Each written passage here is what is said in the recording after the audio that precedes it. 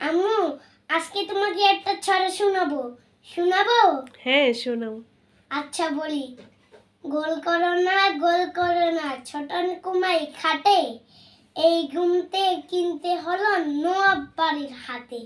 সোনা নয় রূপা নয় দিলাম মতির মালা, তাই তো ছোটন ঘুমিয়ে আছে ঘর করে ও জ্বালা। আরেকবার বলো তো। গোল করো না ছোটন কুমাই খাটে, এই ঘুমতে কিনতে হলো নবাব বাড়ির হাতে। সোনা নয় রূপা নয় দিলাম মতির মালা, তাই তো ছোটন ঘুমিয়ে আছে ঘর করে ও জ্বালা। মাশাআল্লাহ, অনেক সুন্দর। বাই দাও। আচ্ছা